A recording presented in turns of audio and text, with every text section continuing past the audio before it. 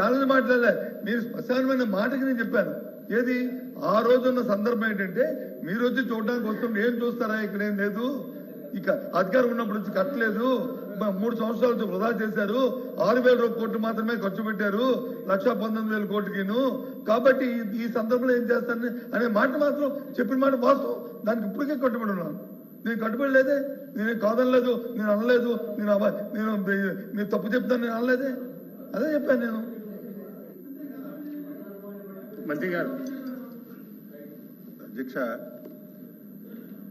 అందరిలో కొద్ది సీనియర్ సభ్యులు చాలాసార్లు మంత్రులు చేశారు, కొద్దిగా అనుభవం ఉన్న వ్యక్తి. మేము అనేమంటామంటే ఇప్పుడు కూడా అంటే ఎలాగ తప్పు చెప్పాలనేది వాళ్ళు ఆలోచన చేసి తప్పులు చెప్పడం వాళ్ళు అలవాటు. ఇప్పుడు కూడా అధ్యక్ష, ఇది తాత్కాలికమైనటువంటి శాసనసభ కానీ శాసన మండలి కానీ సెక్రటేరియట్ని కానీ ఎప్పుడు మేము అనలేదు అధ్యక్ష. మీరు ఎప్పుడు కూడా మీరు ఏ రికార్డు మీరు తీసుకున్నా సరే మేము ఏం చెప్పాం అధ్యక్ష ఏం చెప్పామంటే ఇది ట్రాన్సిస్టు అంటే మనం పెర్మనెంట్ గా కట్టేలోపు ఇది వాడుకుంటామని చెప్పాము తప్ప ఇది తాత్కాలికమైన పదం ఎక్కడ కూడా రాలేదు అధ్యక్ష. నెంబర్ 1 అధ్యక్ష.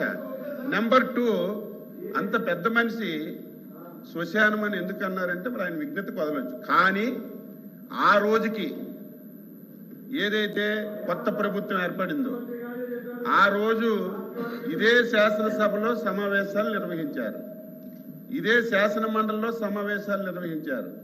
మేము కట్టినటువంటి సచివాలయంలోనే కేబినెట్ సమావేశాలు పెట్టి పరిపాలన చేశారు. మరి ఇన్ని జరిగిన తర్వాత అటువంటి వ్యక్తి ఆ మాట అనడం తప్పని చెప్పాము అధ్యక్ష. రెండవది, ఆ రోజు నేను కూడా శాసనసభలో ఉన్నాను. గౌరవ ప్రతిపక్ష నాయకులు గారు ఆ రోజు మున్సిపల్ అడ్మినిస్ట్రేషన్ మినిస్టర్గా ఉన్నారు. ఇది డే 1 నుంచి చంద్రబాబు నాయుడు గారు ఒక సామాజిక వర్గం గురించి ఇక్కడ సచివాలయం, ఇక్కడ అమరావతికి రాజధాని ఏర్పాటు చేశారు. రాష్ట్రంలో వచ్చిన డబ్బంతా ఇక్కడే ఖర్చు పెట్టేస్తున్నారు, రాష్ట్రంలో ఎక్కడ కూడా అభివృద్ధి జరగడం లేదని ప్రతి ఒక్కరు అదే మాట్లాడారు అధ్యక్ష. మేము ఆ రోజు ఈ ప్రాంతాన్ని ఎంపిక చేసేటప్పుడు అన్ని ప్రాంతాలకి సమానమైనటువంటి దూరం, ఇది ఒక నూతన విధానంతో విన్ విన్ సిచ్యువేషన్తో ముందుకెళ్తున్నాం, రైతులందరూ అంగీకరించారు, ఈ విధానంతో మేము చేస్తున్నామని చెప్పి శాసనసభలో నేనున్నాను అధ్యక్ష.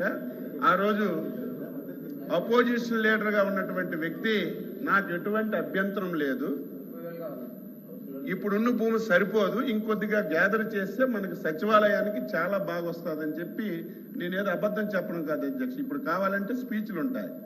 అటువంటి వాళ్ళు అధికారంలోకి వచ్చిన తర్వాత ఈ రకంగా 3 రాజధానులు అని చెప్పి 5 సంవత్సరాలు ఎంత బాధ అంటే అధ్యక్ష, ఈరోజు సచివాలయం భవనం, హైకోర్టు ఆ రోజు ఏవైతే మనం ఫౌండేషన్స్ వేసాం అధ్యక్ష, 5 సంవత్సరాలు నీటిలో ములగబెట్టారు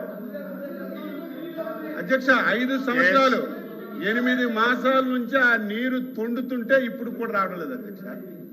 ఇవన్నీ మీరు తెలియచేశారా, తెలియక చేశారా?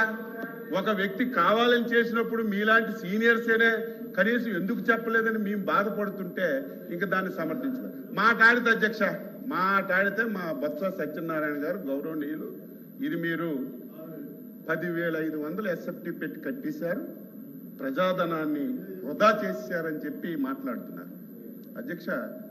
విశాఖపట్నం అధ్యక్ష, ఋషికొండ ప్రకృతి వచ్చినటువంటి సంపద. ఋషికొండ కనీసం ఆ ప్రాంత వ్యక్తి సీనియర్ ఎంత తప్పు జరిగింది, అంత తప్పు జరిగింది, దాని గురించి డిస్కషన్కి వెళ్ళక్కర్లేదు. ఈరోజు నేను అడుగుతున్నాను అధ్యక్ష, ఈరోజు కొత్త ప్రాంతం ఫైల్ టెస్టింగ్లు అన్నీ చేసిన తర్వాత కాంక్రీట్ అది బాగా వేసి ఆ రేటుకి ఇస్తే ఋషికొండ కొండ మీద కట్టింది ఎస్ఎఫ్టీ 26,000 అధ్యక్ష. 26,000 అధ్యక్ష. కమోటీ లక్షల కోట్ల రూపాయలు, లైట్లు లక్షల కోట్ల రూపాయలు. ఈరోజు ఏమైంది? అది దేనికైనా ఉపయోగిస్తున్నారా? మళ్ళీ ఎంత విచిత్రం అంటే అధ్యక్ష, కనీసం ఒక తప్పు చేసిన తర్వాత ప్రజలు సమాజం చేసిన తప్పు అని చెప్పిన తర్వాత కనీసం పశ్చాత్తాపం లేదు. దానికి ఎదురుగా మేమే మునగాళ్ళం, మేమే ఇంత డబ్బు ఖర్చు పెట్టి కట్టాము, మాలాగా మీరు కట్టలేరని ఎదురుదాడి చేస్తుంటే ఇంక ఇటువంటి వాళ్ళకి ఏం సమాధానం చెప్పాలి? దయ ఉంచి మీరు ఆ వేళ శ్మశానం అని అనడం చాలా తప్పు. శ్మశానం అన్న వాళ్ళు ఈ ప్రాంతానికి 5 సంవత్సరాలు మీరు రాకపోతే శ్మశానం అంటే దానికి అర్థం ఉంటుంది. శ్మశానం అని అన్ని రోజు కూడా శ్మశానంలో మాట్లాడారు మీరు, అది నా బాధ. కాబట్టి మనం మాట్లాడేటప్పుడు ఇప్పుడు కూడా రైతులకి ఏదో ముష్టంటే తప్పని చెప్పాను నేను. అలాగ మాట్లాడకూడదమ్మా, తప్పది, గౌరవించాలని చెప్పాను. ఎవరైనా సరే కొంచెం మనకు అనుభవం ఉన్నప్పుడు తెలిసినప్పుడు మాట దొరుకుతుంది. నేనంత స్పీడ్గా మాట్లాడేటప్పుడు ఒక మాట తప్పు మాట్లాడచ్చు, మళ్ళీ తెలుసుకొని మనం సరి చేసుకోవాలి. కొత్త వాళ్ళకి తెలియకపోవచ్చు, మీరు సీనియర్. నా బాధ అంతా ఏంటంటే ఆయనకి తెలియకపోయినా 5 సంవత్సరాలు ఈ రాష్ట్రాన్ని కళ్ళ ముందు చాలా తప్పులు మీకు కూడా తెలుసు. ఆయన ఆప్షన్స్లో మీరు కూడా మాట్లాడుకున్నారు, కానీ ఒక్కరు కూడా చెప్పకపోవడం వల్ల 5 సంవత్సరాలు ఈ రాష్ట్రం ఎంత దారుణంగా నష్టపోయింది. ఈరోజు బడ్జెట్ గురించి మాట్లాడుతున్నాం. నిన్న మొన్న ఒక శాసనసభ్యుడు అధ్యక్ష ఇరిగేషన్ ప్రాజెక్టు గురించి మాట్లాడి, అంటే నోరుందని మాట్లాడి ఏదో సోషల్ మీడియాలో పెట్టి ఒక టీవీ పత్రిక ఉందని చెప్పి దాని మీద మీరు స్క్రోల్ చేస్తే మనం మాట్లాడిన మాటలకు అర్థం ఉండాలి. ఒక శాసనసభ్యుడు అధ్యక్ష ప్రకాశం జిల్లా వెలుగొండ ప్రాజెక్టుకి ఈ బడ్జెట్లో కేటాయింపులు లేవు. 1000 కోట్లు అవసరమైతే 300 కోట్ల రూపాయలు కేటాయించారు. ఈ ప్రాంతానికి ఎన్డీఏ ప్రభుత్వం తీరని అన్యాయం చేసిందని తాటికాయంత అక్షరాలతో టీవీల్లో, పేపర్లో, మీడియాలో మాట్లాడారు అధ్యక్ష. ఆనాటి ముఖ్యమంత్రి గారు ఆ ప్రాజెక్ట్ని ప్రారంభోత్సవం చేసి చంద్రబాబు నాయుడు గారు ఫౌండేషన్ వేశారు, చెయ్యలేదు. 5 సంవత్సరాల్లో నేనే దగ్గరుండి తవ్వి గొలికి నీరు ఈరోజు వెలిగొండ ప్రాజెక్టులోకి తీసుకెళ్లాను. ఈరోజు జాతికి అంకితం చేస్తున్నానని అచ్చెన్నాయుడు గారు నేను చెప్పడం కాదు, అరగంట టైం ఇస్తే ఆ వీడియోలన్నీ మీరు చూడొచ్చు.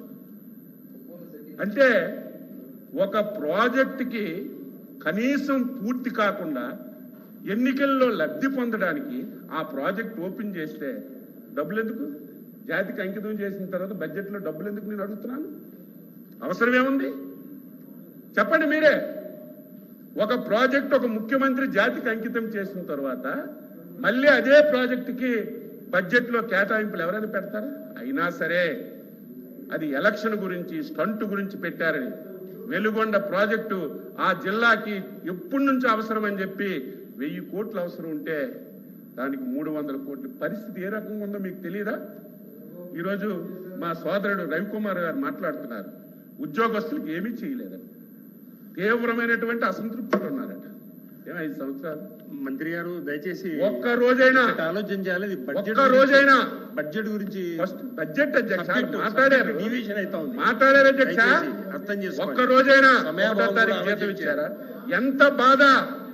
ఉద్యోగస్తులు పిల్లల పెళ్లిళ్ళ గురించి, ఆరోగ్యం గురించి దాచుకున్న డబ్బులు కూడా తీసుకొని ఈ రోజుకి ఇవ్వకపోతే ఉద్యోగస్తులు బాధపడుతుంటే అన్ని చేశామని చెప్పడం లేదు. మేము ఇచ్చిన హామీలన్నీ ఈ రోజే అమలు చేశామని చెప్పడం లేదు. రాష్ట్రం ఇబ్బందుల్లో ఉంది. నేను అడుగుతున్నాను, మాట్లాడితే డైరెక్ట్ బెనిఫిట్ స్కీమ్ కింద 3,50,000 కోట్లు మేము అకౌంట్లో వేసామని అందరూ మాట్లాడుతున్నారు. నేను అడుగుతున్నాను, ఎవరు వస్తారో రమ్మనండి. ఇప్పుడు 6 లక్షల కోట్లు అప్పు అంటున్నారు తాటికాయంత అక్షరాలతో. మీకు ఒకవేళ అర్థం కాకపోతే బ్లాక్ బోర్డు ఒకటి తెచ్చి 2019-24లో మీరు ఎక్కడెక్కడ ఎంత అప్పులు వాడారో అన్ని మేము పెడతాం. 10,40,000 కోట్లు అప్పు వాడారు. 3.5 లక్షల కోట్లు డైరెక్ట్ బెనిఫిట్ స్కీమ్ కింద ఇచ్చారు. ఆలోచన చేయాల్సింది ఎక్కడికి వెళ్ళింది? ఒక ప్రాజెక్ట్ కట్టారా? ఒక రోడ్డు వేశారా? ఒక పరిశ్రమ తెచ్చారా? ఏం చేశారు మిగతా డబ్బు? ఇవి కాకుండా ప్రకృతి ఇచ్చిన సంపద అధ్యక్ష, ఇసుక మొత్తం సింగిల్ హ్యాండ్.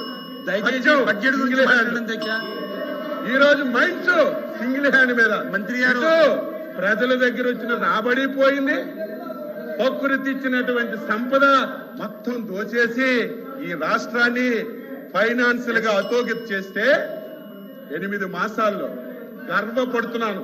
నేను కూడా 6 సార్లు ఎమ్మెల్యేగా హామీలు ఇచ్చాం, అధికారంలోకి వచ్చాం.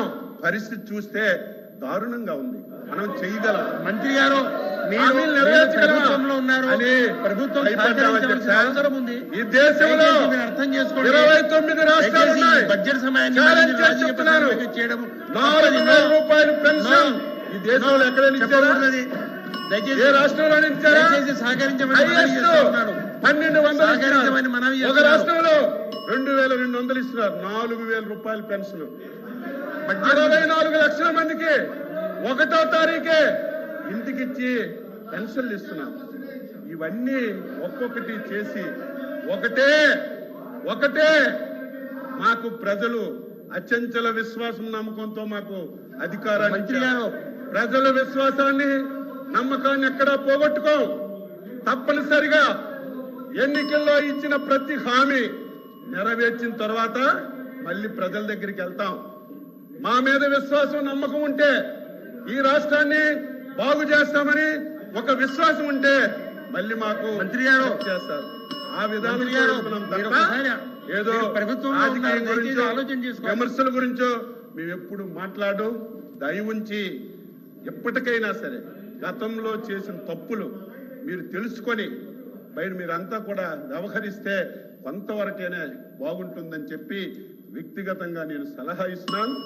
ఇది ఎప్పుడు కూడా తాత్కాలిక భవనాలని ఎప్పుడు అనలేదు. ఫ్రాన్సిస్ సెక్రటేరియట్ కొత్తది కట్టిన తర్వాత దీన్ని కూడా మళ్ళీ ఉపయోగంలోకి తీసుకొస్తామని ముఖ్యమంత్రి గారు మేమందరం 100 సార్లు చెప్పినా సరే దాన్ని తప్పుదోవ పట్టించి తాత్కాలికం అని చెప్పి మీరు ఎంత చెప్పినా ఎవరు వినే పరిస్థితి ఉండదని ఈ సందర్భంగా సభ్యులందరికీ తెలియజేస్తూ మంచి సలహాలు ఇవ్వండి. ఇంకా ఆర్థికంగా ఏం చెయ్యాలో, ఏం విధంగా చేస్తే రాష్ట్ర ఆర్థిక పరిపడుతుందో మీరు చెప్తే. మంత్రి గారు మంత్రి గారు అధ్యక్ష ప్రభుత్వంలో ఎంత ఉన్నారు బాధ. మీరు రాష్ట్రం ప్రభుత్వంలో ఉన్నారు, 11 లక్షల కోట్ల అప్పు తెస్తే దయచేసి ఇక్కడ సభలో ఆస్తులకి ముందుకు సాగండి, ఖర్చు పెట్టారు. సహకరించండి. కనీసం 12,000 కోట్లు కాదండి. కూడా ఖర్చు పెట్టలేదు. కాదు ఎప్పుడు రాష్ట్ర ఆదాయం పెరుగుతుంది, ఎప్పుడు సంపద పెరుగుతుంది, ఈ ఆలోచనలు చేయకుండా ఇష్టానుసారంగా మాట్లాడితే ఇది మంచి విధానం కాదు. మంచి సలహాలు ఇవ్వండి, మేము స్వీకరిస్తామని ఈ సందర్భంగా సభ్యులందరికీ తెలియజేస్తున్నాం. ఎల్ఓపి గారు. అధ్యక్ష అచ్చెన్నాయుడు గారు